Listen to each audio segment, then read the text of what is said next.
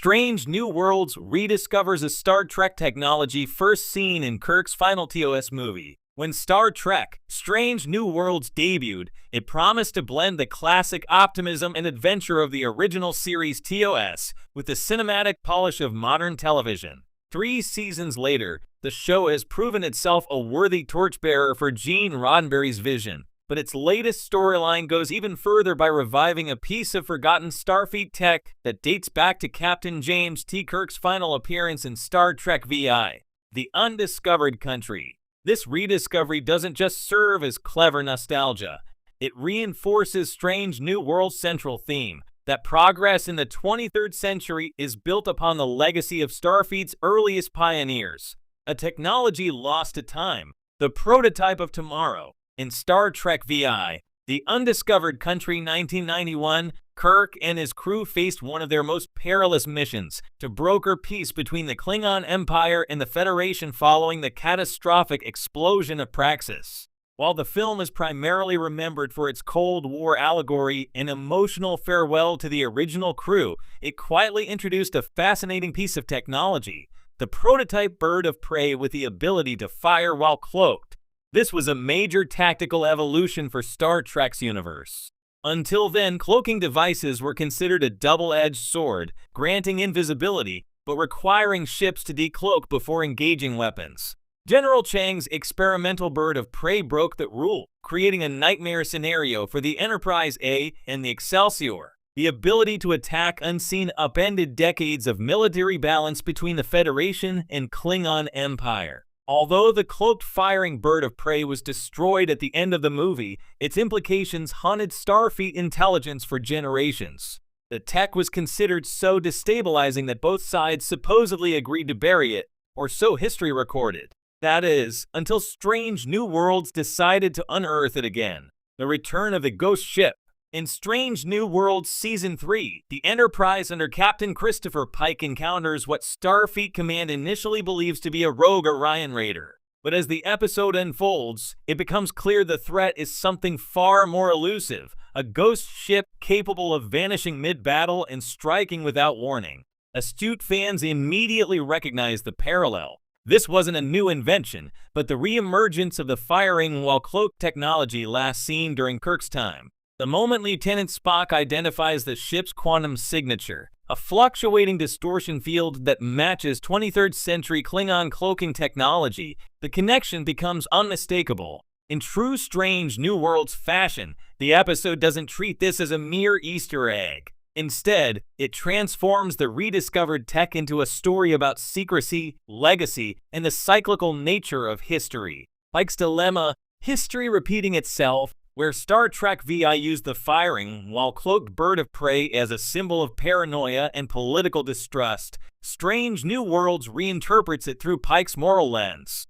Captain Pike has always embodied the best ideals of Starfleet, diplomacy, empathy, and a belief in transparent cooperation. So when he learns that a rogue faction of Starfleet scientists may have secretly experimented with cloaking weaponization in direct violation of the Treaty of Algeron, which later prohibited such tech, he's forced to confront an uncomfortable truth. Starfleet's noble ideals are only as strong as the people who uphold them. The rediscovered technology becomes a narrative test of Pike's character. Does he destroy it and risk repeating Kirk's mistake, suppressing progress for the sake of stability, or study it, risking escalation and distrust with alien powers? Anson Mount's performance captures this moral tension beautifully. In one memorable scene, Pike discusses the dilemma with Spock in the observation lounge, recalling how history remembers technology as either salvation or damnation, depending on who holds the trigger. It's a line that feels directly inspired by Kirk's own introspection in The Undiscovered Country, when he admitted, "I can never forgive them for the death of my boy," even as he struggled to accept peace with the Klingons. In both cases, technology becomes the mirror reflecting humanity's flaws, bridging the generations. From Kirk to Pike, the rediscovery of the cloaking weapon also functions as a subtle bridge between eras. Pike's Enterprise exists about a decade before Kirk's command, which means this storyline effectively retrofits the continuity in an elegant way. It suggests that rumors of such experimental tech already circulated long before the Klingons deployed it in The Undiscovered Country. This connection redefines the context of Kirk's final mission, implying that the Federation had already encountered this capability in limited form, but chose to suppress knowledge of it to preserve peace.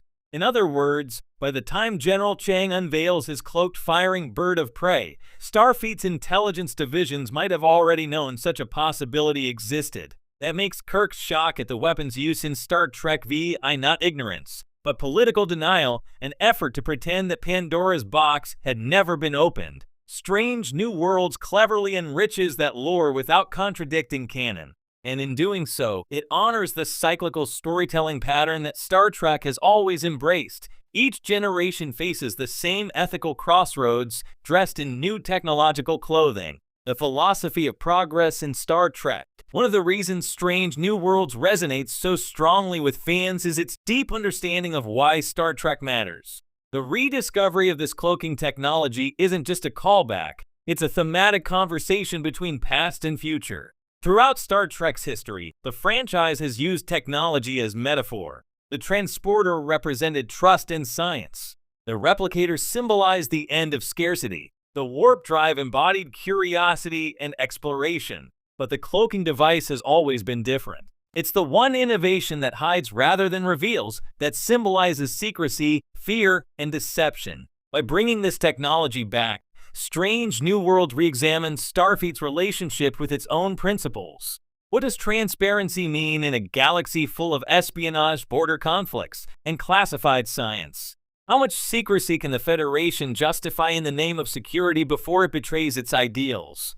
Pike's decision to dismantle the prototype and record his findings in a classified Starfleet log that won't be declassified until after his death perfectly encapsulates that paradox. He's doing the right thing for the wrong reason, or perhaps the wrong thing for the right one. It's the kind of moral ambiguity that defined Kirk's later years, and now it's being reborn in Strange New Worlds. A cinematic callback hidden in the details. Beyond the philosophical parallels, the episode is loaded with subtle visual and auditory cues that pay tribute to the undiscovered country. The sound of the cloaking field activating uses a remastered version of the same audio effect from the 1991 film. The mysterious ship's targeting sensors briefly display a Chang-class prototype label on a tactical screen, a sly wink to Christopher Plummer's unforgettable villain. Even the episode's score echoes Cliff Idleman's darkly operatic compositions, blending militaristic horns with eerie silence whenever the ghost ship attacks. These flourishes don't merely exist for nostalgia. They're deliberate storytelling choices that show how Strange New Worlds reveres Star Trek's cinematic legacy while building something new upon it. The Enterprise's place in history. By reviving this specific technology, Strange New Worlds also strengthens the mythic continuity of the Enterprise itself. Across every era, Pike's NCC 1701, Kirk's refitted version, the Excelsior, and later the Enterprise B and C, the ship has served as the Federation's conscience. It encounters the future before the rest of the galaxy does, wrestles with its implications, and either rejects or redefines it.